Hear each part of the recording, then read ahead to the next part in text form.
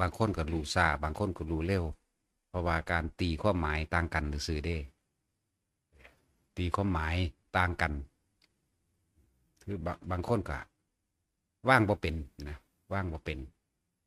มาคิดหาเหตุผลนั่นแหละพวกว่างบ่เป็นมาคิดหาเหตุผลต้องรู้เหตุผลกลไกความเป็นไปความเป็นมาสกรกูจังสิว่างบางคนก็ตายไปกับความอยากรู้อันนั้นแหละก็มีเด้เออเพื่อเขาเจ้าว่างเร็วๆนั่นเพื่อเจ้าบ่ได้มีเหตุผลอีหยังมากคือแค่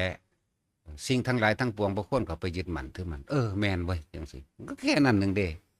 ตีความหมายมันถูกเท่านั้นเด้ตีความหมายถูกแล้วก็บ่เข้าไปลำลีลำไรบ่อาลัยอาวรณ์อีหยังนั่นน่ะว่าง่ายๆหนึงเด้นั่นแหละบ่คิดค้นเขามาคิดหาเหตุว่าเกิดจากหยังหาผลร้ายและดีเนี่ยบางคนก็เสียเวลาไประหว่างหาเหตุผลอยู่นี่ตายไปกับระหว่างการหาเหตุผลต้องรู้แจ้งชัดแบบนั้นแบบนี้บ่ต้องชัดอีหยังละถิ่มเลยโลดนะแหละที่จริงปัจจุบันธรรมนขณะที่มันเกิดขึ้นกับทุกคนนะเออปัจจุบันธรรมนขณะเกิดกับทุกคนคนที่ว่างเร็วบ่ว่างเร็วนั่นน่ะคือขึ้นกับการตีความหมายคือบ่ให้ความหมายมันหยังเลยนั่นคือว่างเลยพวกเด็กหาความหมายหาคำตอบมันคือหยังร้ายหรือดีจังซี่พวกนี้ว่างซ่านั่นแหละขึ้นอยู่กับความเห็นของแต่ละคนเด้อคือเว้าอยู่เรื่อยๆดอกเห็นเหมือนกันคนหนึ่งยึดคนหนึ่งบ่ยึดคนที่ยึดสิมักสิมีเหตุผลหลายอธิบายความนั้นความนี้เด้คนบ่ยึดคือก็แค่นั้นแหละนะง่ายๆหนึ่งเด้อย่างสั้นฝึกฝึกตนเองที่บอกมองว่างอีกอย่างหนึ่งก็คือบอกให้นึกระลึกนึกถึงความตายไหมนึกถึงความตายเป็นที่เป็นตัวเตือนสติได้ดีเป็นตัวเตือนสติเป็นตัวบอกได้ดีว่าสุดท้ายมันก็ตายแมงเบิดนั่นแหละจักสิอีหยังกระดอหรอกจังซี่นะเพราะตัดความอะไรอาวรณ์ในความคิดนึกปรุงแต่งในความอยากสนะในความอยากได้อยากดีหรืออยากมีหรืออยากเป็นจังซี่นะตัดตัวนี้ออกเลยนะเพื่อว่านั่นแหละว่าต้องบอกทุกคนมีสิทธิ์มีสิทธิ์ถึงนิพพานในปัจจุบันศาสตร์นี่ทุกคนนั่นแหละขึ้นอยู่กับการว่างความเห็นของแต่ละคนเด้อว่างทิฏฐิว่างความทิฏว่างทิฏฐิความเห็นนั่นแหละว่างความเห็นว่าต้องมีความเห็นอย่างเลยว่าต้องไปหาคำตอบว่าต้องไปอีหยังกับมันเลยนี่นะมันก็แค่นั้นแหละแค่ของเกิดขึ้นกระทบกระทั่งแล้วแต่เขาบ่คิดบ่นึกให้เข้าใจอีกคำหนึ่งที่ว่าจิตที่ถูกโลกกระทำกระทบแล้วไม่หวั่นไหวบ่หวั่นไหวคือบ่ไปคิดนึกอีหยังกับมันเด็บ่น้ำบ่น้อมน้ำเขามาสนใจบ่ใส่ใจก็แค่นั้นแหละนะผู้ใดสิมาเว้าเรื่องนั้นเรื่องนั้นเรื่องนี้จังสันจังสิให้ฟังปึ๊บคนที่มันอยู่ในใจมันว่างแล้วมันเกิดมันสิแค่นั้นแหละแค่นั้นแหละ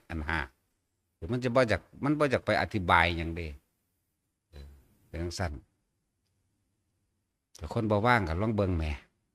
คิดหาวิธีเอาชนะหรือว่าอยากได้อยากดีมีอยากเป็นว่าตีความหมายมันถูกมันก็ง่ายนิดเดียวเองแล้วก็อยู่ในปัจจุบันใดอยู่กับการเคลื่อนไหวแห่งกายมั่งอยู่กับลมหายใจมั่งอยู่กับอาการปิติมั่ง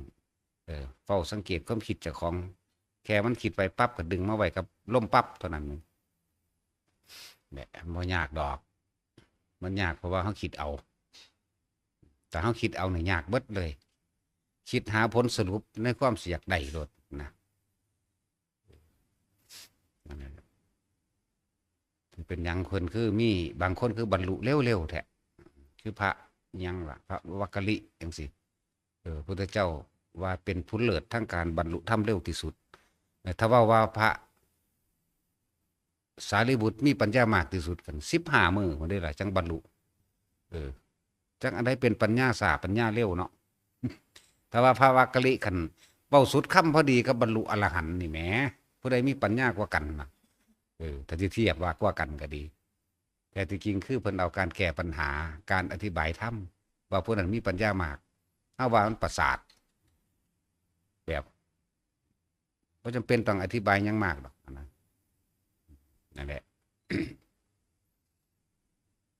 คือพวกนั้นเข้าใจยากๆนั่นคือ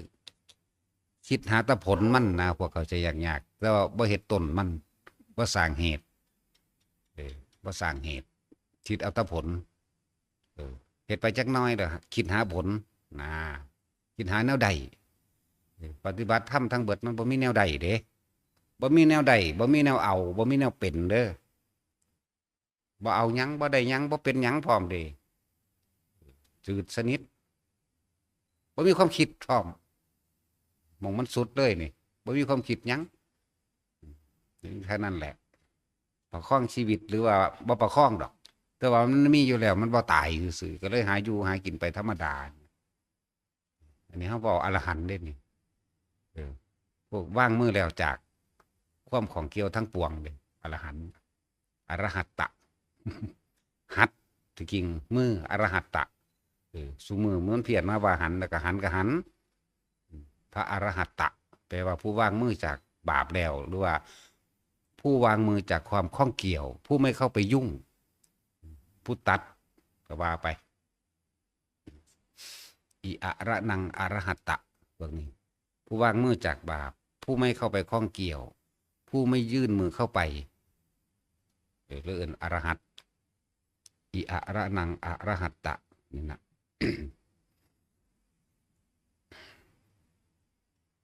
พวกเขาจะบ่ต้องอยากเป็นหยังดอกสงบก็บ่ต้องอยากนี่คือการให้ความเห็นว่าสงบก็บ่ต้องอยากเป็นอรหันต์ก็บ่ต้องอยากเด้อแค่มีความรู้สึกตัวในลมเข้าออกทำการทำงานอยู่ในปัจจุบันกับการทำงานนั่นแหละคำว่าอยู่ในปัจจุบันกับการทำงานความคิดมันบ่หนีจากหน้างานไหมความคิดเฮานี่ไหมบ่ไปหาบุคคลสัตว์สิ่งของจากหน้างานขับรถกับเบิ่งทางพุ่นความคิดบ่ไปไสเบิ่งทางไปนำทางเบิ่งกระจกซ้ายกระจกขวากระจกมองหลังเบิ่งพุ่นนี่เป็นปัจจุบันแล้วนี่อยู่ซ้ำนี่แหละนั่นแหละ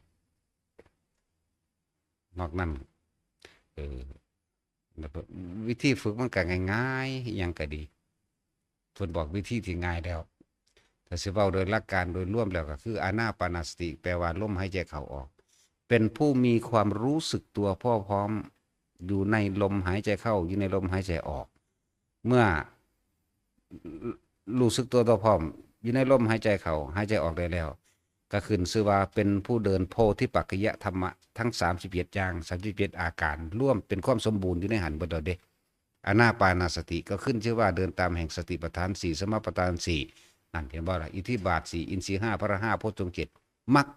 8ครบสมบูรณ์อยู่ในนี่แล้วแม่ครบสมบูรณ์แล้วเด้แค่รู้อยู่ในลมหายใจนี่โพธิปักขิยธรรม37ร่วมลงผลเป็นร่วมมาเลยเป็นสัมมาสมาธิเมื่อเข้าสู่คำว่าสัมมาสมาธิแล้วจิตตั้งมั่นไม่หวั่นไหวจากสิ่งทั้งหลายทั้งปวงที่เข้ามากระทบแล้วนี่เฮาเริ่มอานาปานสติแล้วก็มาสติปัฏฐาน4เห็นบ่ก็อยู่ในหลักของสติปัฏฐาน4แล้วกายเวทนาจิตธรรมนี่สติปัฏฐาน4แล้วสัมมาปัฏฐาน4นะกุศลที่ยังไม่เกิดเนี่ยเพียรพยายามทำให้เกิดขึ้นอกุศลที่เกิดขึ้นพยายามละออกนี่ไหมนี่เป็นสัมมาปัฏฐาน4เลยตั้งจิตเข้าไปสู่กุศลตั้งจิตเข้าไปสู่กุศลแล้วก็อิทธิบาท4ก็มีความเพียรพยายามหรือว่ามีความพอใจฉันทวิริยะจิตตะวิมังสาแน่อินทรีย์5ยังก็ศรัทธาอินทรีย์นี่แหละสิมีหยังอีกศรัทธาอินทรีย์พระอินทรีย์วิริยะอินทรีย์สติอินทรีย์และปัญญาอินทรีย์แน่ความตั้งมั่นหรือความมั่นคงอินทรีย์นั่นน่ะเด้อบ่แม่นนกเด้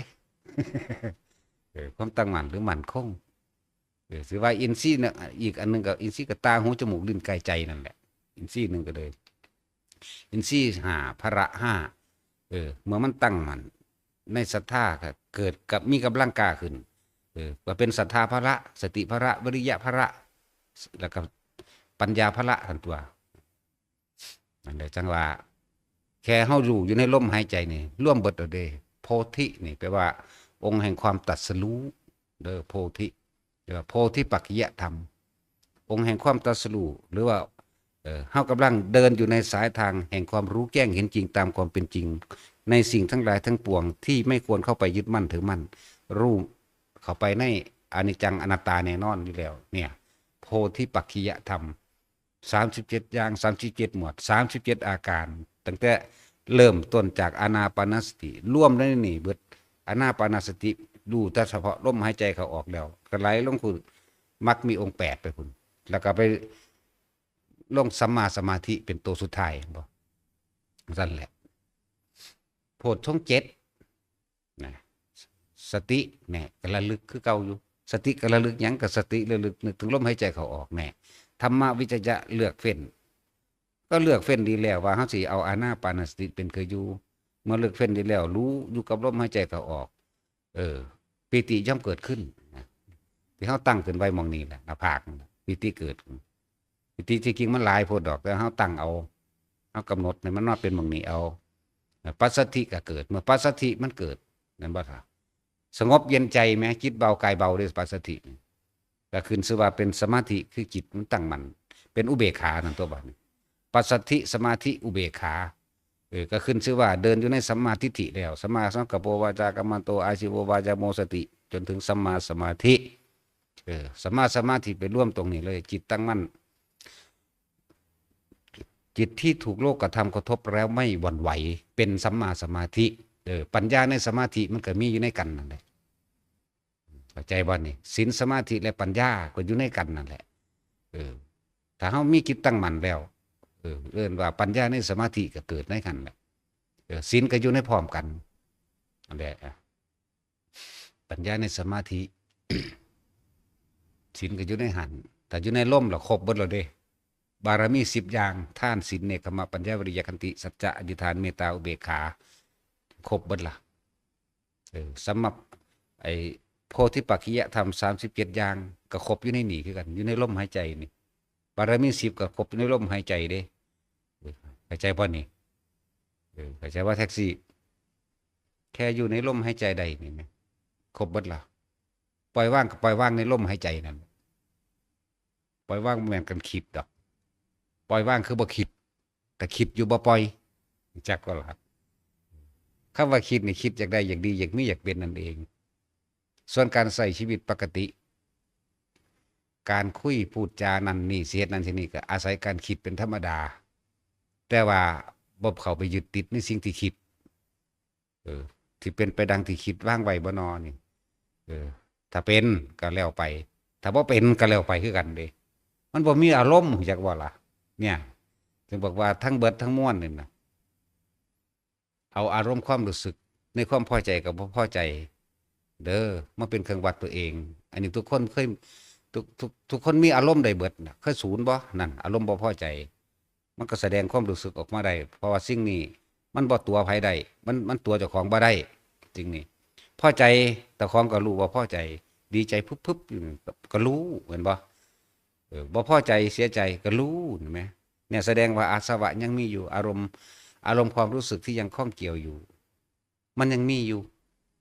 นี่แหละเครื่องวัดเจ้าของเองเด้อส่วนเครื่องวัดของอริยะนั่นสังเกตจิตเจ้าของอีกอย่างหนึ่งคือว่าบ่ถ้าเฮายังมีจิตคิดร้ายสมมุติว่ามีงูแล่นมาปุ๊บยังแวบอยากฆ่าอยู่นี่ศีลบ่ทันบริสุทธิ์เข้าใจบ่นี่ชีเชฟแม่งอดงูยังมีความคิดแวบอยากฆ่านี่ศีลบ่บริสุทธิ์เด้อถ้าเฮ็ดชีเชฟแม่งอดยังกระต่างที่ตะเกาเฮาเคยอยากฆ่ามันเฮาเข้าใจว่ามันเป็นสัตว์ร้ายเฮาเข้าใจว่าต้องกำจัดนี่ตะเกามันเป็นแบบนั้นบัดนี้เฮามาฝึกดีแล้วถ้าคนมันว่างได้นี่สิบ่มีความอยากฆ่าเลยเด้จึงบอกว่าบ่ให้มีกิจคิดทำร้ายเบียดเบียนให้ผู้ใดผู้หนึ่งเสียชีวิตและทรัพย์สินตลอดทั้งคนและสัตว์นี่แหละเครื่องรองรับคำว่าอริยะแปลว่าผู้ไม่มีศัตรูนั่นแหละ บ่มีศัตรูบ่สร้างศัตรูแก่ตนเองกระใจตนเองได้เป็นตาย่านรู้จักบ่ล่ะความน่ากลัวที่สุดก็คือใจเจ้าของเด้จิตเด้เป็นตาย่านที่สุดอะไรน่ากลัวที่สุดเขาถามแม่นบ่ล่ะจิตสิ่งที่ชำระล้างได้ดียิ่งกว่าน้ำตามธรรมดาแล้วน้ำย่อมชำระล้างทำความสะอาดได้เห็นบ่แต่ว่าสิ่งที่ชำระล้างได้ดีที่สุดยิ่งกว่าน้ำคืออะไรนี่แน่มันธรรมดาเด้เทวดาปัญหามันน่ะศีลสมาธิปัญญาเมื่อเฮามีศีลบริสุทธิ์ดีแล้วบ่ได้ใช้คำว่าศีลเลยก็ได้เมื่อเรามีจิตที่ไม่คิดร้ายไม่เบียดเบียนทำร้ายนี่บ่เบียดเบียนเฮ็ดให้เขาลำบากกายก็บ่แม่นก็บ่เบียดเบียนก็แปลว่าเบียดเบียนแต่มันเฮ็ดให้เขาลำบากกายนะนี่คือไม่มีจิตเลยเด้บ่มีความคิดเลยแหมไม่มีความคิดเลยที่จะทำร้ายเบียดเบียนผู้ใดผู้หนึ่งเสียชีวิตและทรัพย์สินตลอดทั้งคนและสัตว์เนี่ยที่คือยังว่าขี้เข็บแม่งอดแลนมานี่ปึ๊บหรือแม้กระทั่งกัดเฮาความคิดที่สิเขาจะฆ่าเขานี่บ่มีเลยนั่นแหละศีลบริสุทธิ์แบบนั้นเด้อนั่นแหละเอาตัวนั้นเป็นเครื่องวัดเจ้าของเองไผก็ดีถ้ายังแวบใส่อยากฆ่าเด้นี่ปาดคอมึงเด้นี่บ่ทันแม่นนะนี่แหละจึงบอกว่าเครื่องวัดศีลวัดนี้เอาตัวนี้เป็นตัววัดเอาความรู้สึกเจ้าของเองเลยเด้นี่เว้าเรื่องจิตล้วนๆเว้าเรื่องความรู้สึกล้วนๆเลยนี่เว้าความจริงล้วนๆเด้อันนี้ตัวของบ่ได้ดอกไผก็ดีแม้นมันกัดเท่ากับสั่งชั่วชีเข็บมากัดแม่งหยอดมากัดนี่กัดก็เก็บก็ปวดเป็นธรรมดาอยู่แต่ว่าบ่มีคิดจะฆ่าเขานี่แหมอยากทำลายอยากเบียดเบียนจังซี่บ่มีเลยว่าอยากให้เขาเจ็บปวดนี่นะการไปเคลียร์ถิ่มการไปปัดออกนี่ก็เป็นธรรมดาอยู่แต่ว่าการสิเฮ็ดให้เขาลำบากบ่มีในความคิดจักบ่มีแต่ว่าอยู่ไผอยู่มันเด้อเฮาก็ดีดออกเคลียร์ออกซื่อๆนี่นะนี่นะนั่นแหละคำว่าอริยะบัดนี้ตัวนี้สิเป็นตัวรองรับเบิดตั้งแต่โสดาบันขึ้นไปฮอดอรหันต์เลยศีลก็มีบริสุทธิ์เหมือนกันแบบนี้แต่ความเกี่ยวของความอีหยังต่างๆจังว่าโสดาบันมันยังมี3ประเภทสัตตุคตะปรมะนี่หมายถึงว่าเป็นผู้มีความเกิดอีกไม่เกิน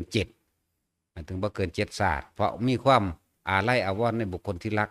ส่วนมากสิเกี่ยวของกับบุคคลที่รักเด้อที่มันบ่ไปสกิทาคามีจังสิเป็นผู้มาคราวเดียวถ้าว่าเกิดอีกคราวเดียวบ่ฮู้ว่าสิเกิดไสเกิดคราวเดียวมนุษย์ก็ได้สวรรค์ก็ได้นะจังซั่นนั่นแหละเกิดด้วยอันพวกโกรังโกละโซดานี่ไม่เกิน3ชาติคำว่าไม่เกินด้วยโกรังโกละโซดาสกินี่มาคราวเดียวคำว่าเกิดอีกคราวเดียวนี่บ่ฮู้ว่าสิเกิดมนุษย์หรือสิเกิดสวรรค์นี่มันเลยเป็น3ประเภทเพราะมีความอะไรคือนางวิสาขานี่ยังมีความประวัติตันติจิตยังมีความอะไรว่ามีความปรารถนาว่าอยากเป็นอุปถากพระพุทธเจ้าอีกองค์หนึ่งอยากก็ล่ะอยากเป็นผู้อุปถากพระพุทธเจ้าอีกหนึ่งคือพระศรีอริยะนี่มันประวัติมันระลึกแล้วมันก็รู้สึกของอยู่นะจักสึกแปลวางใดวะ มันระลึกแล้วมันก็ของอยู่ว่าอยากเห็นบ่ยังมีอยากอยู่แต่อยากไปทางดีนั่นแหละอยากบำรุงพุทธเจ้าอีกองค์หนึ่งนะคือกันล่ะครับพระนางสิริมหามายาสิรินี่แปลว่าความดีความงามอันสูงสุดถือว่าเป็นบุญอันสูงสุดบ่ล่ะเลยเป็นมหาบุญอันสูงสุดสิรินี่เป็นความเป็นมงคลเป็นมหาบุญเป็นอย่างที่ว่าประเสริฐสูงสุดแล้วสิริมหามายานี่แปลว่าถือม่านยาแห่งความดีนั่นแหละหลอกเอาไว้ว่าอยากเป็นแม่พระพุทธเจ้าอีกผู้หนึ่ง5 องค์พระพุทธเจ้า5 องค์กับแม่พระพุทธเจ้าผู้ใดเกิดหลายกว่ากัน แม่ได้เนาะเกิดหลายกว่าไหมเกิดหลายกว่าพระพุทธเจ้าอีกได้เนาะน่าจะเป็นทั้งสั้นถึงเกิด เป็นทั้งสั้นตัวคิดเบิ่งพระพุทธเจ้ากากุสันโธจังสิบำเพ็ญบารมี16อสงไขยแสนกับแม่พระพุทธเจ้ากับบำเพ็ญมาคือกันแบบนั้นคือแม่นบ่ล่ะพระโกนาคมนัสสะ8อสงไขยแสนกับจังสิ ผู้นั้นก็เกิดไป8อสงไขยเอาบวกใส่กันเบิ่งรู้แม่เกิดตัวใดอสงไขยแล้วเห็นว่าซั่นพระกัสสปะจังซี่8อสงไขยแสนกับคือกันนั่นบัดนี้พระโคตมะ4อสงไขยบวกใส่ที่บัดนี้เท่าใดแล้วอสงไขยนั่นพระศรีอริยะ16อสงไขยแสนกับเลยบาดบวกใส่กันที่แต่ละองค์มีเศษพร้อมองค์ละแสนกับเด้500,000กับแล้วเด้นั่นน่ะใน5องค์นี่แม่นบ่กำไรเพิ่นกำไรทุกกำไรสุขดอกวันนี้บวกกันเบิ่งดูบ่เนี่ยผู้ใดเกิดหลายก็กัน เกิดหลายตัวถ้าเป็นแม่เขาอยู่ ก็ยังสั่นตัวยังสั่นแหละ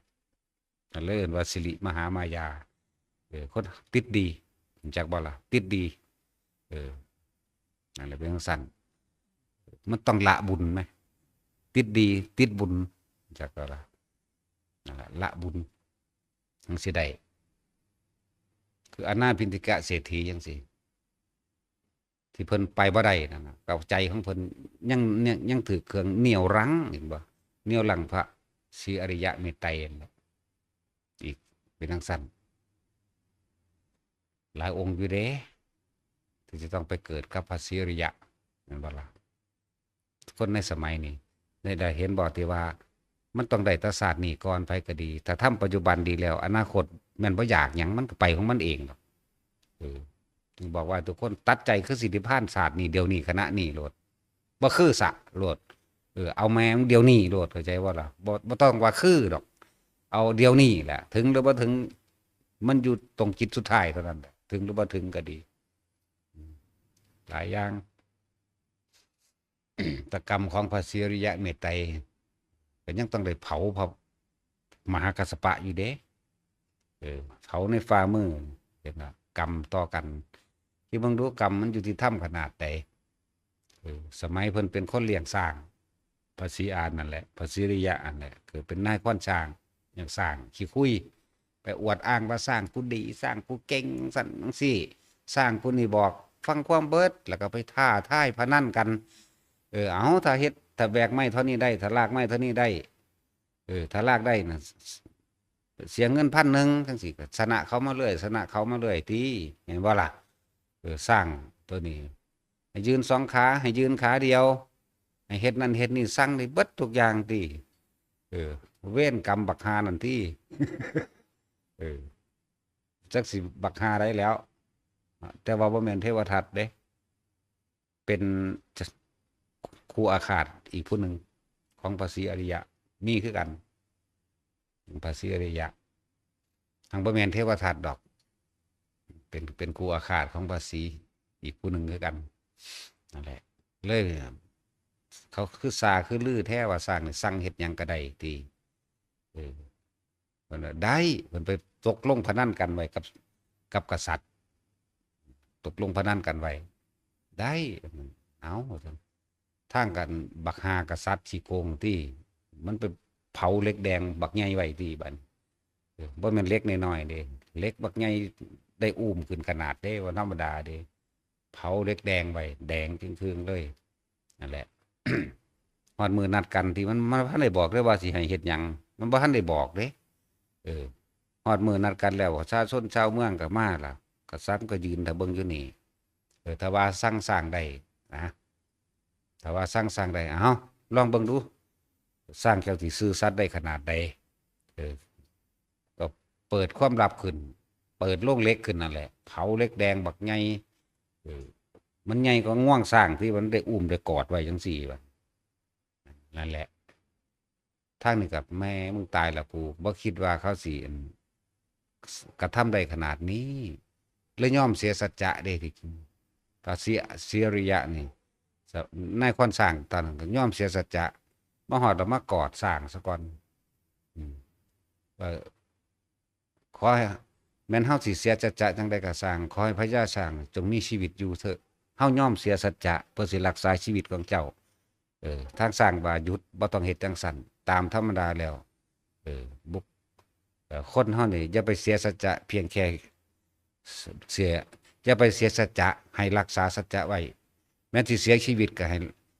ให้รักษาสัจจะเท่านั้นไว้เพื่อ ยังคงคุณธรรมเอาไว้ได้ว่าล่ะยังคงคุณธรรมเอาไว้เด้ยอมสละชีวิตเพื่อรักษาธรรมเข้าใจบ่นั่นแหละทั้งให้ทั้งลำลากันเด้ว่าธรรมดาเด้ให้กอดสักขาสร้างนั่นแหละขี้คุยหลายเบิ่งสั่นแหละพระศรีอริยะก็ด่าคือเฮาก็ด่าคือกันนั่นแหละอย่าหาเฮ็ดเด้อบาดนี้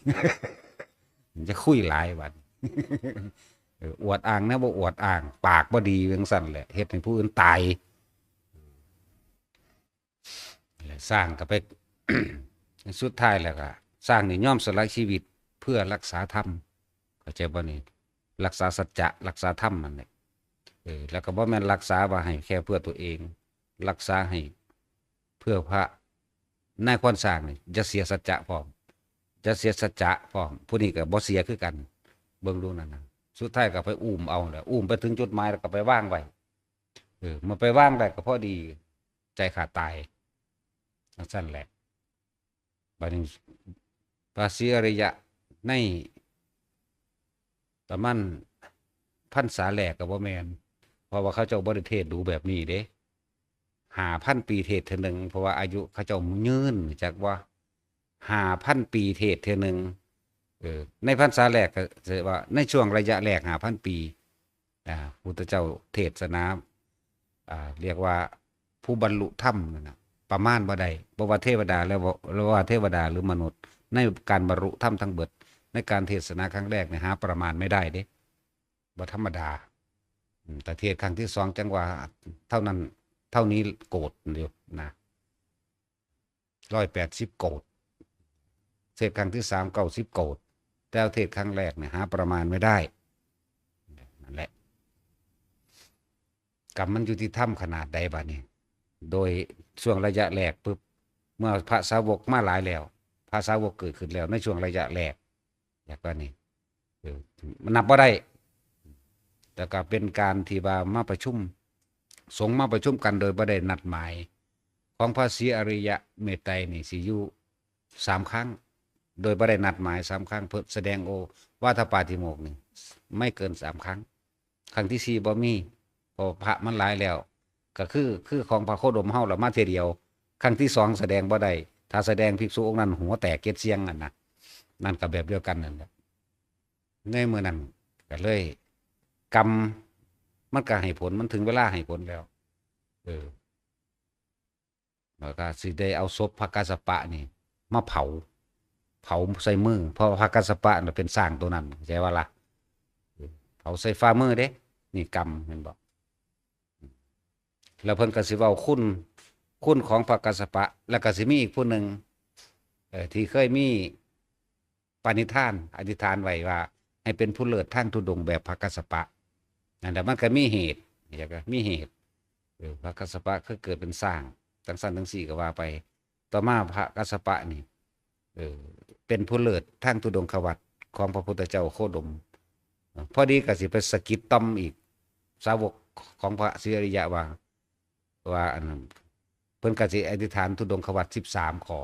มีผู้เดียวเฮ็ดได้นะมีศาสนาละองค์เท่านั้นกับพระพุทธเจ้าละองค์นะมีผู้เดียวผู้เฮ็ดได้บังเบิดเลย13ข้อผู้เดียวนั่นแหละผู้นี้ก็เลยในศาสนาของพระศรีอริยะก็เลยว่าผู้นี้เป็นผู้เลิศทางธุดงค์สืบไปเป็นธุดงควัตร13ข้อแบบนั้นเพิ่นแสดงโอวาทปาติโมกข์จบแล้ว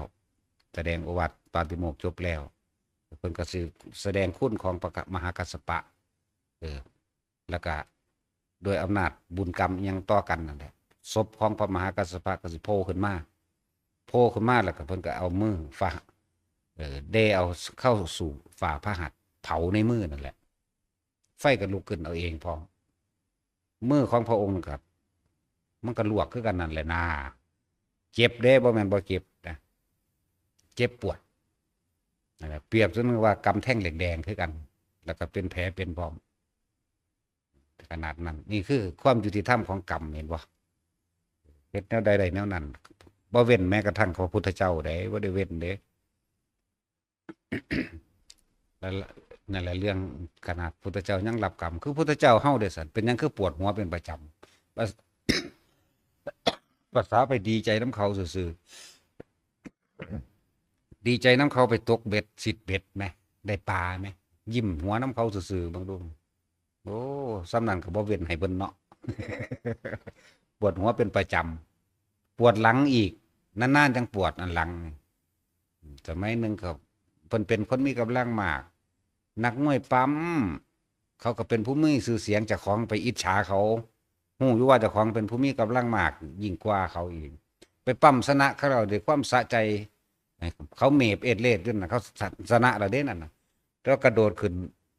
สูงตัวหัวนั่นแหละตัวมันเจ้าของแก๊กน้อยนั่นแหละแล้วเอาเข้าทุ่งหลังเขาเองบอกเขาเลยหลังหักเลือกกลายเป็นนั่นแหละกรรมตัวนี้ก็ยังไม่เห็ดให้เพิ่นนั่นปวดหลังเป็นประจำอีกธรรมดาบอกกรรมทุกอย่างนี่กรรมอันบ่สมควรสิเกิดกับพระพุทธเจ้าเฮาก็ดีปวดหัวเป็นประจำปวดหลังเป็นประจำแล้วก็มากินนั่นเห็ดพิษสุกรมันทวะเห็ดชนิดหนึ่งเป็นเห็ดที่หมูมักกินบ่แม่นกินหมูบ่ได้แปลว่ากินหมูตายเด้อกินเห็ดมันเป็นพิษเป็นกรรมเพิ่นเองนั่นแหละโดยความว่าสมัยปีเป็นหมอยาเป็นหมอยาไปปรุงยาตาบอดบัดนี้มันหายเมียตีไปคุ้มถ้าบ่ได้เงินมึงจะเฮ็ดมาหยังบักหามึงก็ว่าไปเด้เนาะเมียเว้าดูเข้ากันตัวเขาตีมาปรุงยาอีกทีนึงเด้อจังสิเศร้าว่าซั่นก็ไปปรุงยาให้เขากินเขาเก็บท้องเสือกตายซ้ำซะหานั่นก็เลยนั่นแหละจึงเป็นเหตุให้พระพุทธเจ้าออกบวชแบบลักออกบวชบ่ได้คือองค์อื่นเด้ลักออกบวชกลางคืนเป็นเหตุให้นางเนี่ยเป็นว่าเป็นหญิงใหม่เป็นหญิงแม่ห้างว่ายังไงเป็นแม่ห้างเป็นคนกาลกินีชีวิตอยู่ดีๆมันเกิดยังขึ้นชีวิตคือสมบูรณ์แท้ผัวขึ้นนี้บวชปะกลางคืนเขาก็ซาลือเล่าทางบดีนั่นแหละบ่ได้มีแทงโทษอื่นๆก็โทษเล่าเองนั่นแหละอย่างสั้นแหละนั่นแล้วบุพกรรมมันเป็นอย่างสั้นเสืออาจจะมาขึ้นกันได้โอ้มันตัวใดปีเด่นแต่ถูกทรมานอยู่กว่า6 ปีหรือ7 8 9 ปีมันได้จังขึ้นจากบ่ละตอนมีสาวกหลายแล้วมันได้จังขึ้นไปเยี่ยมเมืองกับบิลพัทยังสั้นแล้วแต่เพราะว่ากรรมมันนี่ผู้ใดเป็นต้นคิดนั่งพิมพ์ผ้าเป็นต้นคิดเพิ่นก็เลยเปรียบสมมติว่าคนตายทั้งเป็นจากกับตายทั้งเป็นตัวผัวป๋าไหมลูกกษัตริย์พร้อมไหมเนาะผัวป๋าซ้ำใจจากทั้งที่ยังมีชีวิตอยู่ล่ะนั่นจะก็เป็นมาลำพึงลำพันใส่กัน ว่าทุกทรมานเหลือเกินทั้งสันทั้งสี่กลางคืนยาวนานกลางวันเผาใหม่ก็ว่าไปตลอด7-8 ปีนี่ก็สันตลอด9 ปีที่ทุกทรมานเหลือเกินแต่พระพุทธเจ้าบ่ได้ว่าตลอด9 ปีคือนั่งพิมพ์ภาวาเดเหมือนทั้งชีวิตมันแมนเด้สมมติว่าตายก่อนนั้นเดสันมันก็ทั้งชีวิตตัวเนาะความทุกข์ทรมานที่ได้พัดภาคไหมพัดภาคจากสิ่งอันเป็นที่รักเลยท่านทุกข์ทรมานนะกรรมเจ้าของเฮ็ดเองนั่นแหละอย่างสั้นพระพุทธเจ้าเฮารู้สึกว่าสิอาภัพกมูอยู่ดีแต่ว่าบำเพ็ญเพียรก็6 ปีโลดเนาะบ่มีผู้ใดเนิ่นซ่าปานนี้จักองค์ไหมองค์อื่นๆนั่นน่ะเนิ่นซ่าสุดแล้วเนี่ย10 เดือนอย่างเร็ว7นะ7 เดือนบ่แม่น7 มื้ออย่างเร็วคือ7 มื้อแล้วก็บ่ได้ลักออกบวชแบบนี้บอกกันดีๆบอกกันดีๆพระพุทธเจ้าพระทุมุตระพระสุมังคระพระสุเมธะเนี่ยขึ้นเทิงปราสาทผู้เป็นเมียนี่มอบผ้าให้นี่ขึ้นไปโกนหัวเทิงปราสาทจังเลื่อนลอยไปจากบ่ล่ะปราสาทจังเลื่อนลอยไปนั่นพาหนะออกบวชโดยปราสาทเองเลื่อนลอยไปคือบางองค์กังสิกะพาหนะออกบวชโดยกันทรงช้างทรงปราสาททรงสาวิการู้จักว่าสาวิกาคือหยังผู้ใดมีความจำแท็กซี่มึงรู้จักว่าทรงสาวิกาคือหยังพญาศิลป์จะเคยขึ้นสาวิกาบ่จะบ่เคยเซิงบ่ บ่แม่นเด้อสาวิกาบ่ได้แปลว่าจั่งซั้น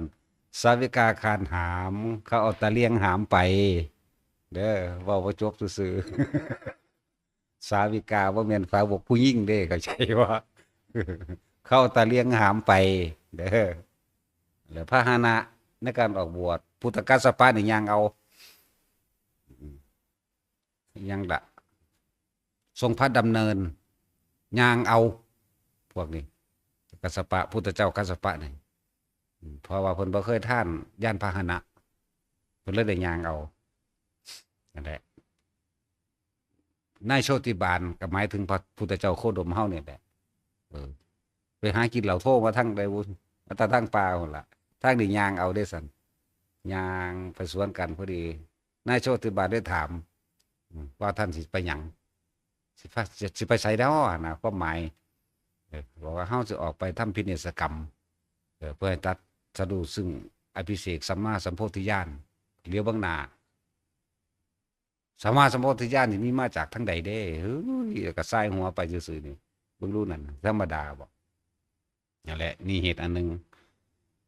ต่อมาเริ่มแรกบัดนี้เริ่มแรกที่เพิ่นแสดงธรรมมานี่ที่แสดงธรรมมานี่ก็ไปคัดขวางจักว่าก่อกวนไปถามเพิ่นว่าอันท่านแสดงธรรมนี่ท่านใดอิหยังจากการแสดงธรรมและสาวกผู้ทำตามของท่านสิได้อิหยังจากการกระทำตามนี่ก่อกวนเข้าใจบ่ขนาดนั้นเด้อแต่ของกสิตัสดูแต่บ่รู้จักว่าเขาว่าบ่รู้สึกตัวในตอนนั้นถือว่าเสียวเท่ามหาพรหมนั่นแหละเสียวเพิ่นเองนั่นแหละในสมัยนั้นแต่ว่าท่านได้เป็นพรหมดอกก็เป็นหมู่เดียวกันนี่แหละพยายามมาเว้าโน้มน้าวจิตใจให้เขาไปฟังธรรมจนเกิดความศรัทธาได้พุ่นล่ะศรัทธาแล้วสุดท้ายแล้วก็ได้บวชนั่นแหละเมื่อได้บวชแล้วก็เรียนพุทธวจนะคำสอนพระเจ้าจังเผยแผ่คำสอนพระเจ้าในภายหลังเข้าใจบ่ได้บวชนั่นแหละคือความเป็นมาว่าเป็นหยังคือความทุกข์ความทรมานในการบำเพ็ญเพียรน่ะหลงผิดอยู่ถึง6 ปีเด้บ่ได้น้อยเด้องค์อื่นๆเขาเจ้านั่นน่ะออกบวชแบบสง่าผ่าเผยบ่ได้ลักบ่ได้ลี้ออกไปจักบ่ล่ะที่ลักที่ลี้ออกไปเพราะว่าเหตุแห่งนางพิมพานั่นแหละเข้าใจบ่ล่ะนั่นครูบารมีมันเป็นเหตุอยู่เห็นบ่ล่ะต่อเหตุเขาตายเด้อซั่นเขาก็เป็นไม้บัดนี้เจ้าของก็ลองเอาอารมณ์ความเป็นไม้เป็นแม่ห้างเป็นผัวถิ่มผัวปานั่นมาใส่อารมณ์ตอนนั้นเบิ่งดูแถมซ้ำเป็นคนมียศใหญ่ศักดิ์ศรีใหญ่ซ้ำเนาะมาถูกทรมานให้ห้องอยู่เบิดมือล่ะให้ห้องซุมือนั่นตลอดเวลาถึง9 ปีพุ่นล่ะถือว่าเพิ่นสิขึ้นไปโปรดเอากับบิลพัทแม่นบ่ล่ะนั่นแล้วเป็นสั้นตัวเป็นจังว่าทุกอย่างมันมีเหตุเบิดนั่นแหละพุทธเจ้าองค์อื่นๆบางองค์ทรงสาวิกาข้านหามเห็นบ่ล่ะคือพระพุทธเจ้าสุมังคละทรงสาวิกาข้านหามคือหามออกไปเมียเนี่ยเตรียมผ่ากาสาพัดไว้ให้ครูบารมีนั่นมอบให้รับเอาแล้วก็หามไปถึงณจุดใดจุดหนึ่งแล้วก็กลับไปสู่ต้นศรีมหาโพธิ์ต้นศรีมหาโพธิ์เดินเวียนรอบทั้งสันสีรับหญ้าข้ามา8 กรรมคือกันนั่นแหละก็อธิษฐานพุทธบัลลังก์ขึ้นบือขึ้นมา7 มื้อก็บรรลุจังสีนาถึงสั้นเพราะถ้า7 มื้อบรรลุแล้วพวกที่เดินตามขบวนไปนี่ก็สังเกตฉัพพนรังสีสว่างจ้าเอาสว่างจ้าไปทั่วโลกธาตุนั่นแหละอาทิประมาณบ่ได้ดอกตอนที่ฉัพพนรังสีเกิดหมายถึงเหตุการณ์บรรลุแผ่นดินก็สะเทือนเลื่อนลั่นไปโลกธาตุวันไหวแสนโกฏโลกธาตุสั่นแสดงธรรมครั้งแรกกับบรรลุธรรมประมาณบ่ได้แต่ว่าแสดงธรรมของพระพุทธเจ้าครั้งแรกเนาะมนุษย์บรรลุธรรมผู้เดียวโสดาบันว่าซั่นพระอัญญาโกณฑัญญะผู้เดียวแต่พระพุทธเจ้าองค์อื่นประมาณบ่ได้จังซี่แหมมันไม่ธรรมดาเด้ตัวบ่ว่าเทวดาบ่ว่ามนุษย์มาร่วมกันแล้วก็เลยว่าประมาณบ่ได้แต่ของพระพุทธเจ้าโคดมประมาณได้เด้ บรรลุอรหันต์18 โกฏ180 ล้านคนแม่นบ่180 ล้านคนหนึ่งเด้คือหน่อยแต่อันนาเนี่ยแหละเพราะว่าบุพกรรมการขัดขวางของพระพุทธเจ้ากัสสปะนั่นแหละว่าท่านสมณะท่านได้อีหยังจากการแสดงธรรมและบุคคลที่กระทำตามท่านได้อีหยังจากการปฏิบัติและกระทำตามบ่จึงมีคำถามพระพุทธเจ้าเห็นบ่กรรมมันบ่ได้ไปใส่เลยมีคำถามว่าท่านได้อะไรจากการทำสมาธิที่จำเป็นต้องบอกว่าไม่ได้อะไรเลยเห็นบ่ล่ะพราหมณ์ได้เป็นผู้ถามพราหมณ์ก็มาก่อกวนคือกันแต่ในหนังเขาเห็นว่าภาษาดิบุตรบ่แม่นเลยพูนพราหมณ์สัจจินิกรณหุ่นได้เป็นผู้ถามเพื่อสิก่อกวนได้จักบ่ล่ะถามเพื่อสิก่อกวนสมาธิพวกสาวกพวกนั้นมันก็เป็นอันเดรัจฉีอยู่แล้วนะคนจึงตอบว่าไม่ได้อะไรเลยนะสั่นแหละทุกอย่างมีเหตุเบิดส่วนพาหนะออกบวชของพระเจ้าเฮาก็ฮู้อยู่แล้วมากันทกะเนาะฮู้อยู่แล้วว่ามาจังซี่บางองค์ก็สาวิกาคานหาบางองค์ก็ทรงปราสาทลอยไปในอากาศเลยเพราะเสียริยะลอยไปในอากาศเพิ่นเคยสร้างปราสาทไว้กับพระพุทธเจ้าหลายองค์เติบอยู่ดอกเดี๋ยวสิพุทธขึ้นมาจากน้ำเองสถานที่นั้นก็อยู่แถวเมืองพม่าสะเทิมประมาณนั้นแหละสะเทิมเดี๋ยวนี้นะเปรียบเทียบให้ฟังซื่อดอกบางหันก็สิเป็นเขตชมพูทวีว่าไปเรื่องเล่าคือทุกอย่างมันมีเหตุเบิดนะบางบัดนี้ต้นไม้ตัดสรุของแต่ละองค์ก็ซ้ำกันมั่งบ่ซ้ำกันมั่งคือว่าบางองค์ก็ตัดสรุที่ไม้ไผ่ใหญ่มั่งบางองค์ก็ตัดสรุที่ต้นว่าหมากว่าเฮานี่แหละหมากว่าใหญ่หมากว่ากินได้นี่ส่วนพระพุทธเจ้าเฮาก็คือไม้อัศทพฤกษ์ไม้ปาเป้งต้นโพเฮาเอิ้นว่าต้นโพที่จริงมันโพเบิดไม้ตัดสรุนี่เอิ้นว่าโพเบิดนั่นแหละว่าสิเป็นต้นสร้างนาวบ่ว่าสิเป็นต้นว่าบ่ว่าเป็นไม้ไผ่ใหญ่ต้นสะเดาก็มีเด้อต้นสะเดาก็มีไม้ไผ่ก็ใหญ่ก็มีจะเคยเห็นบ่ไม้ไผ่จีนใหญ่ๆนั่นแหละแต่ว่ามันเป็นกอขึ้นแล้วมันจะแตกออกเป็นคือดอกเห็ดนั่นนะพุ่มดอกมันต้นว่าต้นสร้างนาวไผ่ใหญ่ไม้ปาเป้งแล้วก็ต้นกากระทิงสินะไม้กากระทิงคือเฮาเอามาปลูกนั่นแหละต้นอิหยังกระสร้างที่ต้นประดู่ก็มีเด้บ่แม่นว่าบ่มีเด้อต้นประดู่จักบ่ล่ะต้นประดู่ต้นตีนนกก็มีต้นแค่ฝอยจักว่าจากต้นแค่ฝอยวะนั่นแหละต้นแค่ฝอยก็มีต้นประดู่ก็มีต้นตีนนกก็มีนี่คือต้นไม้ตรัสรู้พุทธเจ้าทุกอย่างคือยังทุกอย่างที่เฮาเฮ็ดเฮาหาต้นไม้นั้นต้นไม้นี้มาปลูกก็เพื่อสิเป็นสัญลักษณ์ในการระลึกนึกถึงคุณงามความดีที่พระพุทธเจ้าพาเฮ็ดเป็นการระลึกนึกถึงคุณของเพิ่นจังซั่น มันก็มีความหมายภายในใจอยู่อันหนึ่งคือยังเฮาปลูกต้นวามั่งปลูกต้นโพมั่งปลูกต้นกากระทิ่งมั่งก็เป็นการระลึกนึกถึงคุณงามความดีของพระพุทธเจ้าปลูกต้นไผ่มั่งมันจะบ่แม่นไผ่ใหญ่ดังที่เพิ่นว่าครับมีความหมายว่าไผ่คือกันมันหายากมันสิมีมาคือเก่าหรอว่ามีคือเก่าล่ะเดี๋ยวก็มาดอกอย่างสั้นต้นว่าต้นสร้างนาวก็มีแล้วก็มีผู้เอามาให้เห็นป่ะอย่างสร้างสัตว์มันไม่มีต้นประดู่มันก็มีอยู่ตะเกาของมันอย่างสั้นนี่คือต้นไม้ตรัสรู้ต้นกุมบกว่าท่านมีต้นผักกุมเด้อผู้ใดมีกาเบียผักกุมก็เอามาแน่ต้นกุมบกต้นกุมที่เขาไปเห็นสมพักนั่นแหละสมพักกุมรู้จักบ่พวกนี้จักผักกุมบ่อย่างนี้สินรู้จักผักกุมบ่เขาไปสมพักอยู่เด้ผักกุม ต้นมะเดื่อต้นอุทุมพรมักเดือนั่นแหละอุทุมพรก็เลยมักเดือกับมีอยู่แต่ว่าบอกมันมีอยู่น้อยๆซ้ำนั่นหนึ่งอยู่หันแหละต้นเดือต้นไส้ย้อยนะแต่มีต้นไม้ตัดสลูเออสิ่งทั้งหลายแล้วนี่เขาก็เอามาเป็นเครื่องระลึกนึกถึงเออตามร้อยเพิ่นระลึกนึกถึงพระพุทธเจ้าอย่างน้อยก็เป็นเครื่องเตือนสติเฮาไปเห็นต้นดูจึงเป็นกันนึกถึงพระพุทธเจ้าองค์นั้นไปนั่งยุดต้นสร้างนาวก็นึกถึงพระพุทธเจ้าองค์นั้นอนุมาทัศสีนึกถึงพระเจ้าองค์นั้นตัวนั่งคือห่มโพจังสี่ก็นึกถึงพระพุทธเจ้าโคดมเฮาจังสี่นาไปนั่งคือห่มบ่าจังสี่ก็นึกถึงพระพุทธเจ้าเป็นยังละ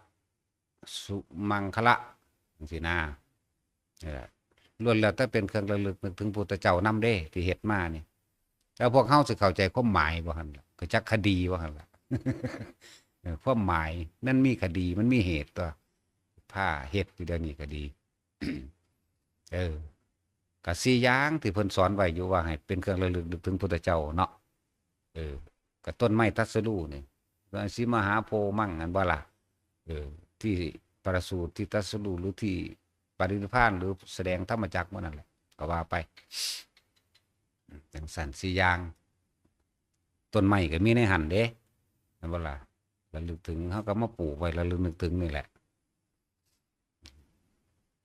จังว่าบ่ทันได้ต้นผักกุมต้นกุมบกเด้อผู้ใดมีก็เอามาแหน่ต้นแค่ฝอยต้นกุมบกต้นแค่นี่มีอยู่แล้วเนาะมีแล้วล่ะหรือต้นแค่ฝอยหรือต้นตีนนกไหมจังซั่นแหละมันก็มีอยู่ในนี่อยู่เนาะจังซั่นเป็นสัญลักษณ์หรือว่าเป็นเครื่องระลึกนึกถึงพุทธเจ้าส่วนยานพาหนะอย่าเพิ่งเอามาดอกมันมาเอาเองดอกสร้างถึงเวลามันต้องมาดอกสร้างยานพาหนะในการออกบวชของพุทธเจ้านะบางองค์ก็ขึ้นสร้างบางองค์ก็ขึ้นม้าเห็นบ่บางองค์ก็ทรงสาวิกาข้านหามบางองค์ก็เสด็จไปโดยปราศาสตร์แล้วก็ทรงพระดำเนินก็แปลว่าย่างเอาแหละย่างเอานั่นแหละทุกอย่างมีเหตุสิซ่าสิเร็วหรือสิมีอุปสรรคขัดขวางหยังก็แล้วแต่คือพระพุทธเจ้าเฮาเป็นหยังจังซ่าก็ด้วยเหตุ2ประการที่เว้ามานั่นแหละครับเป็นหยังคือมีการลงอุโบสถทีเดียวก็ด้วยเหตุภิกษุติดอาบัติบ่แสดงอาบัตินั่นแหละแต่ละยุคแต่ละสมัยลงบ่เสมอกันดอกบางพระพุทธเจ้าก็ลง2เทื่อพุทธเจ้าแสดง2เทื่อแต่ว่าบ่เกิน3เทื่อจักองค์เพราะว่าภาษาวกมันหลายแล้วพระวินัยที่แรกก็บ่ได้บัญญัติมาบัญญัติภายหลังเมื่อภิกษุหลายขึ้นนะเป็นจังซั่นมาบัญญัติภายหลังแต่นี่ถ้าได้บัญญัติแล้วเฮาก็เฮ็ดตามบัญญัติล่ะแต่พอท่านได้มีพระวินัยมีพระอรหันต์หลายอยู่เริ่มมีพระวินัยพระอรหันต์หน่อยลง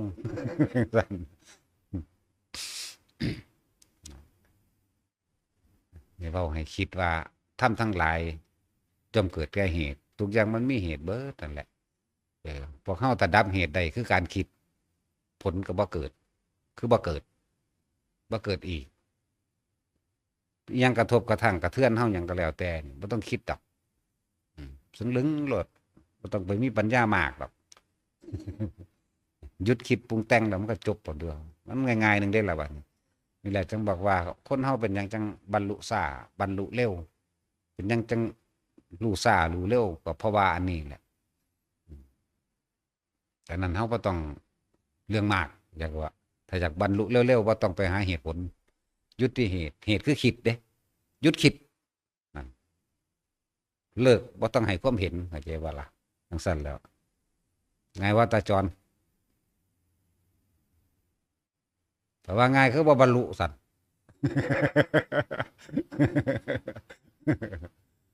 จังซั่นตัวจังว่าทุกอย่างมีเหตุเด้อแต่ว่าบัดนี้ในสมัยยุคของสัทธาธิกะนี่เป็นผู้ยิ่งยวดโดยปัญญาเด้อผู้ใดมีปัญญาหมายถึงว่าหยุดคิดได้เร็วบ่ต้องไปให้ความเห็นอิหยังกับใดๆทั้งสิ้นในสิ่งใดสิ่งหนึ่งที่เกิดขึ้นกระทบกระทั่งหยังกระสร้างมัน เอาตัวรอดเฉพาะตนโลดนะเข้าใจว่าล่ะนี่ต้องเอาตัวรอดเฉพาะตนโลดเอออายุเพิ่นก็มีหน่อยๆนึงเห็นว่านี่ถ้าเว้าเรื่องตามอายุประวัติศาสนาก็ยืนยาวได้แค่5,000 ปีเออเพราะว่ามันมีเหตุเด้ล่ะนั่นแหละเห็นให้ผู้หญิงได้บวชแต่ต้นแรกโพดนี่มีเหตุอันหนึงนี่แหละเหตุที่ว่าอายุสั้นก็เพราะว่าผู้หญิงได้บวชเร็วโพดโดยเรียกว่าต้นพุทธศาสนาต้นศาสนาตามธรรมดาเราต้องบวชปลายศาสนาจังสิมีอายุยืนถึง40,000 ปีได้นั่นแหละที่เป็นหยังพระเจ้าคือปรับอาบัติพระอานนท์เป็นผู้ค้นคว้าให้แม่ได้บวชว่าเรื่องสั้นตัวบ่เกี่ยวกับแม่เด้อันถ้าไปปองหันมันมาแล้วบ่ล่ะเรื่องสั้นคือว่าล่ะว่าพระอานนท์เล่าก็ยังเป็นพระโสดาบันอยู่บ่ได้เป็นอรหันต์จะว่าพระพุทธเจ้านิพพานไป3 เดือนพุ่นมั้งจังบรรลุได้ทุกอย่างมีเหตุเด้อถ้าผู้ใดหยุดเหตุใดผลก็บ่เกิดดอกถ้าสิปล่อยได้ว่างอย่าไปหาเหตุผลเด้อหยุดกึกโลดแล้วถ้าไผสิชนะแล้วถ้าไผสิแพ้แล้วถ้าไผสิเป็นจังไดแล้วไผสิคิดจังไดแล้วถ้าไผสิให้ชื่อว่าจังไดไผสิให้ความหมายกับเฮาแนวใดก็ให้มันให้โลดได้จักบ่ล่ะแต่ว่าเฮาบ่จำเป็นต้องไปหาความหมายหยังดอกหยุดเหตุก็ไร้ผลเท่านั้นแหละบ่ต้องมีเหตุมันก็บ่มีผลเท่านั้นแหละ เอาเร็วๆโลดคือพระวักกะลินี่โลดเออภาษาลีบุตรยังว่า15 มื้อพุ่นเด้ถ้าว่าพระโมคคัลลาก็ยัง7 มื้ออยู่จักคำว่าปัญญาเร็วปัญญาช้าหรือยิ่งยวดโดยปัญญาจักเอาอีหยังมาวัดกันแน่เนาะเพราะว่าภาษาลีบุตรเนี่ยเป็นผู้มีปัญญามากรองพระพุทธเจ้าถ้าปัญญามากคือบ่บรรลุเร็วๆเนาะนะจะเรียกว่าเพิ่นอธิบายธรรมได้ดีเลยเอิ้นว่าปัญญามากซื่อดอกแก้แต่พระโมคคัลลาอาทิตย์เดียวบรรลุเด้ภาษาลีบุตรนั่น14 มื้อแต่ว่าพระวักกะลิเนี่ยแค่เสี้ยววินาทีนะเนาะจักผู้ใดปัญญาหลายกว่ากันเนาะ จังซั่นแหละแล้วเอาตัวรอดจักว่าโตไผโตมันโลดยุคนี้จักว่ายุคนี้ยุคพุทธเจ้าองค์อื่นๆนั่นน่ะอายุก็ยืนความเป็นอยู่ก็บ่ลำบากแต่ของเฮาในยุคนี้เบิดทุกอย่างเลยสมบูรณ์แบบรู้จักบ่สมบูรณ์แบบในอนิจจังในทุกข์ในอนัตตาสมบูรณ์แบบในสมปุสมปุย สมบูรณ์แบบในมั่วตัวไปเบิดผู้ใดเอาตัวรอดได้รอดโลดแกว่าล่ะมันได้เป็นมาแล้วนะอย่างสั้นตัวเองออกจากวัฏฏะให้มันพ้นเถอะไปก็ดีนั่นแหละหลายเหตุผลดอกเหตุอันบ่สมควรนะมันก็มีอยู่ในหันแหละเหตุแต่งให้ผู้หญิงได้บวชเร็วนะบ่มีไผเว้าปานใดดอกสมัยหนึ่งเพิ่นก็พาผู้สาวหนีตอนเพิ่นบวชก็ดี มี2 สมัยเพิ่น ตอนเป็นเณรก็จูงแขนผู้สาวได้ก็หนีไปอยู่นำกันเด้ดาวลูกสาวพระราชาซ้ำเด้สมัยเป็นพระก็ฟัดลูกสาวเศรษฐีอีกต่างหากเด้จูงพระสาวหนีจักว่าล่ะมันยังมีในหันแหละเฮาบ่ค่อยเว้าแต่บ่มีผู้ใดกล้าเว้าอีกมีเฮาเว้าอีก มีอยู่ดอกผู้เว้าอยู่ผู้หนึงอยู่สมัยเป็นเณรนั่นน่ะมีอยู่หลวงพ่อฤาษีเพิ่นก็เว้าเทศน์อยู่ดังนี้เฮาก็บ่เว้ารายละเอียดแต่ผู้สาวมาใส่บาตรนะถวายนั่นถวายเพิ่นเห็นกันคู่ดอกอาฆาตกันด้วยซั่นเพิ่นนั่งพิมพ์ผ้านั่นแหละก็ดอกตาปิ้งมันก็เดมือก็จับกันก็นิ่มเข้าเด้อจักว่าล่ะหุ่นมันดึงดูดใส่กันบัดนี้ทั้งอำมาตย์เห็นที่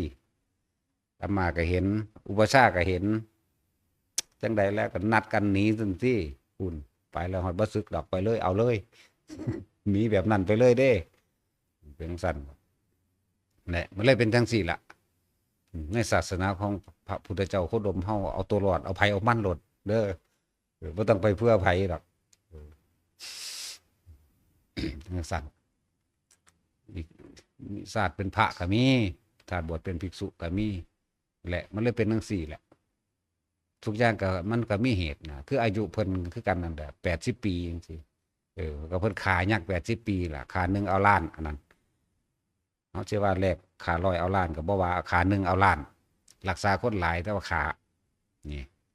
แต่ในสมัยของพระมโหสถก็อันนี้ขาร้อยเอาล้านคือกัน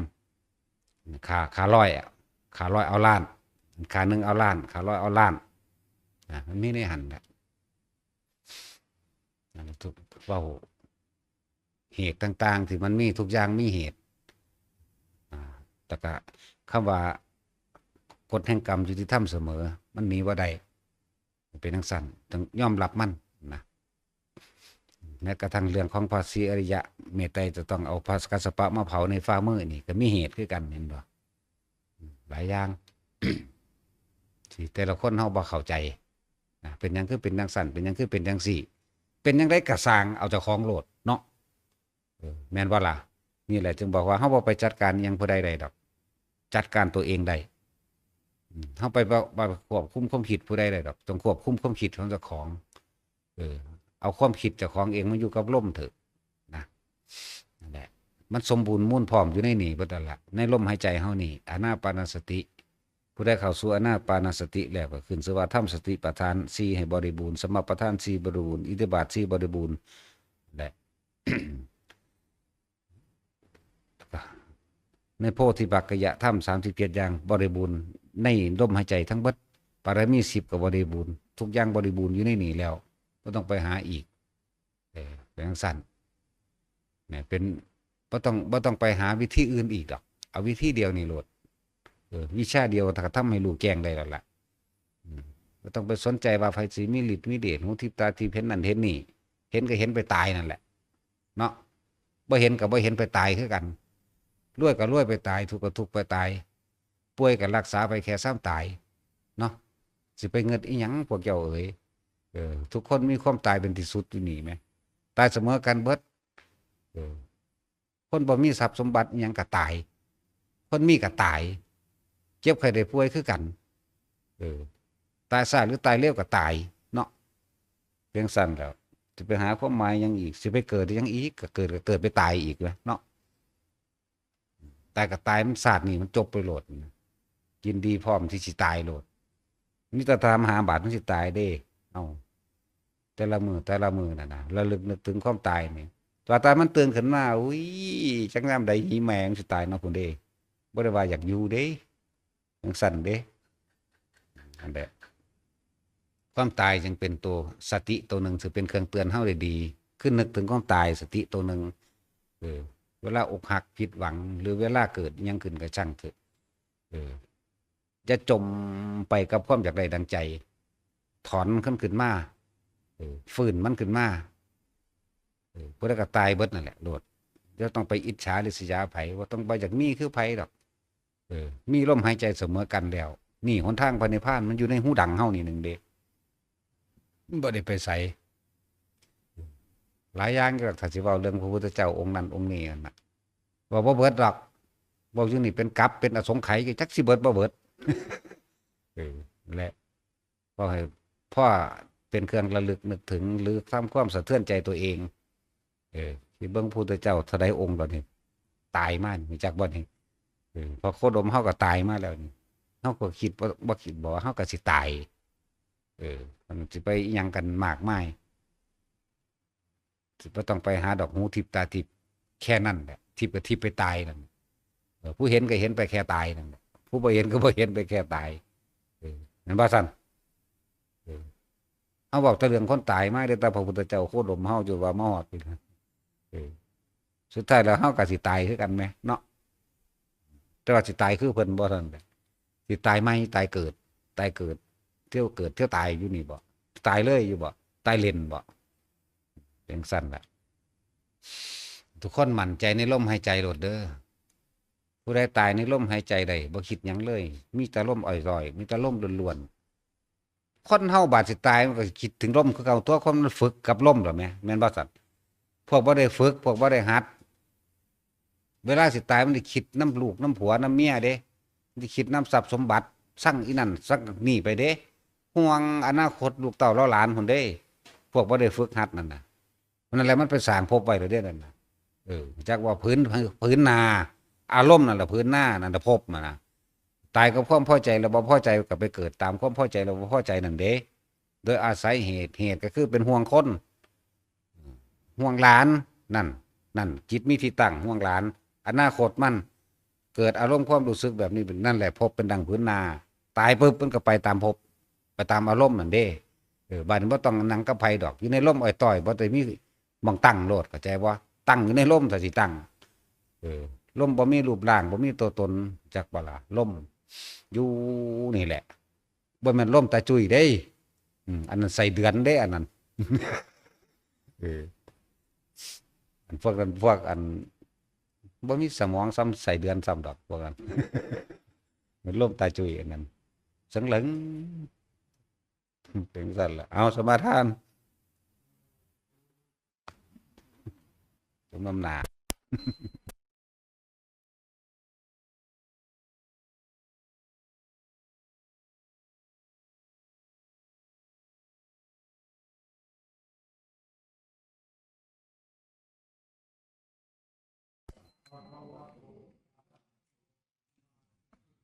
อิมาหังภควาอัตตะ